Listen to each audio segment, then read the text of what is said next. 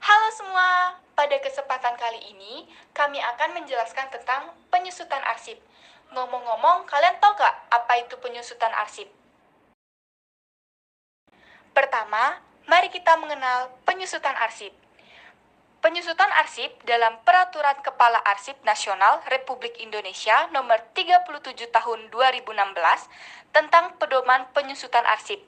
Dijelaskan, penyusutan arsip adalah kegiatan pengurangan jumlah arsip dengan cara pemindahan arsip inaktif dari unit pengelola ke unit kearsipan, pemusnahan arsip yang tidak memiliki nilai guna, dan penyerahan arsip statis kepada lembaga kearsipan. Nah, tujuan ini dibagi menjadi 5 bagian, yaitu A. Efisiensi dan efektivitas pengelolaan arsip. Dengan adanya penyusutan, akan diperoleh efisiensi dalam hal ruang penyimpanan, peralatan, tenaga pengelola, biaya pemeliharaan, dan perawatan. B. Menjamin ketersediaan arsip. Menjamin ketersediaan arsip yang benar-benar penting seperti kegiatan pemindahan, pemusnahan, serta penyerahan yang akan memisahkan antara arsip penting untuk disimpan dan yang sudah tidak penting lagi.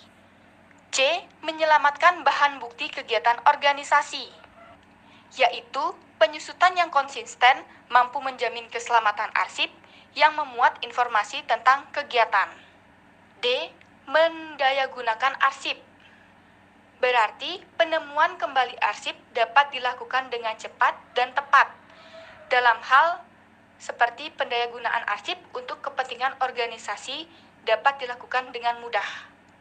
E. Pengawasan dan yang bernilai guna tinggi, yaitu menentukan nasib akhir arsip didasarkan pada penilaian yang dilakukan.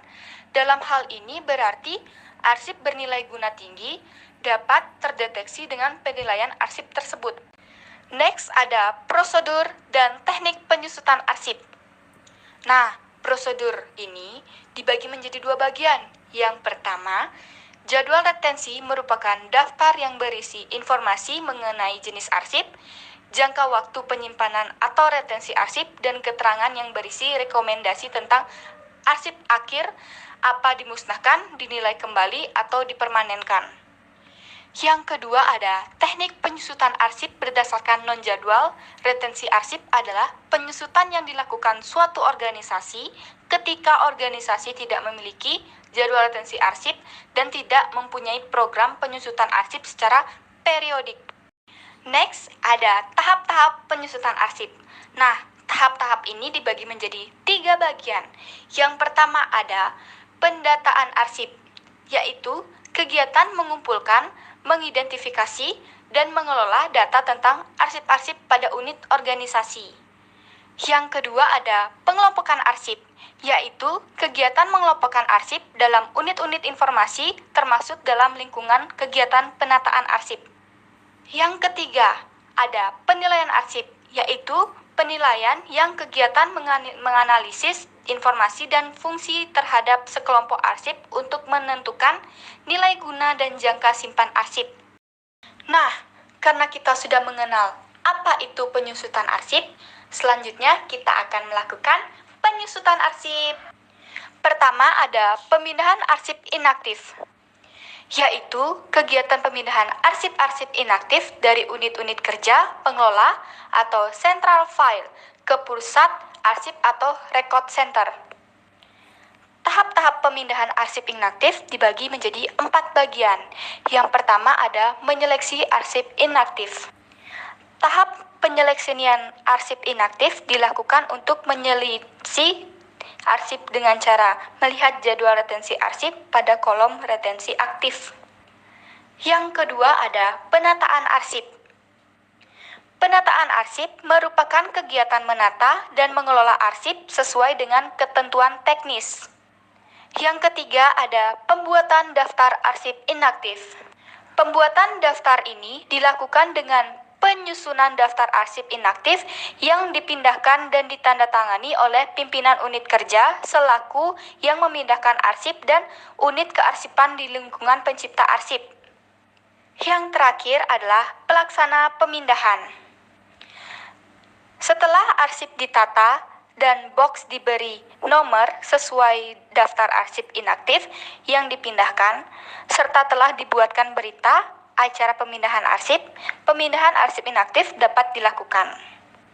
Next, ada pemusnahan arsip.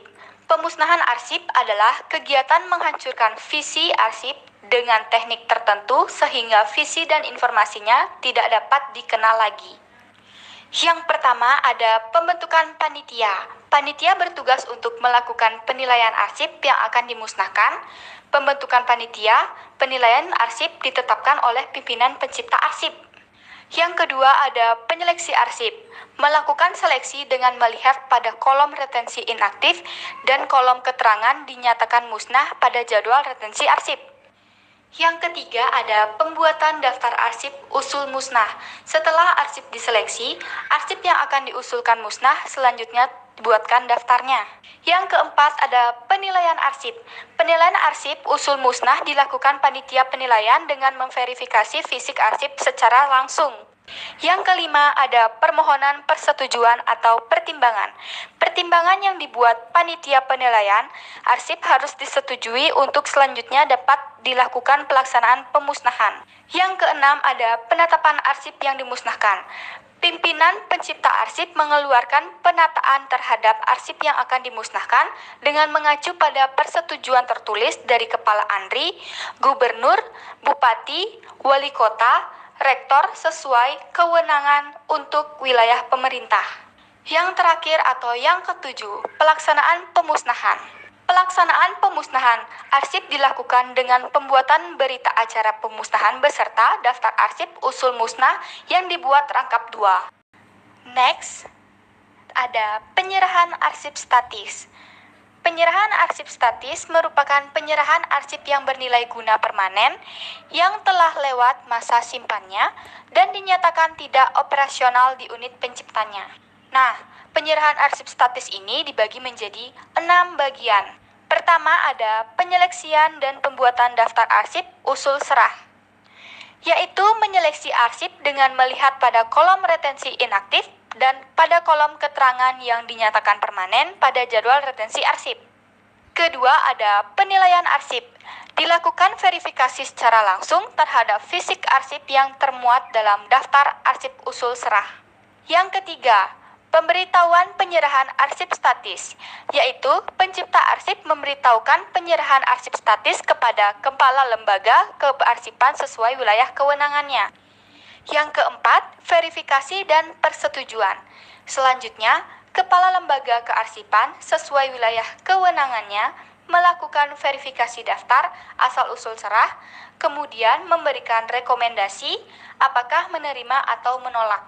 Yang kelima, penetapan arsip yang diserahkan, yaitu persetujuan kepala lembaga kearsipan dijadikan landasan bagi pimpinan pencipta arsip menetapkan arsip yang akan diserahkan kepada lembaga kearsipan. Yang keenam atau yang terakhir, pelaksanaan serah terima. Dalam pelaksanaan ini, serah terima selain fisik kearsipan yang diserahkan juga dilengkapi dengan daftar arsip usul serah dan berita acara serah terima arsip. Sekian materi penyusutan arsip dari kami.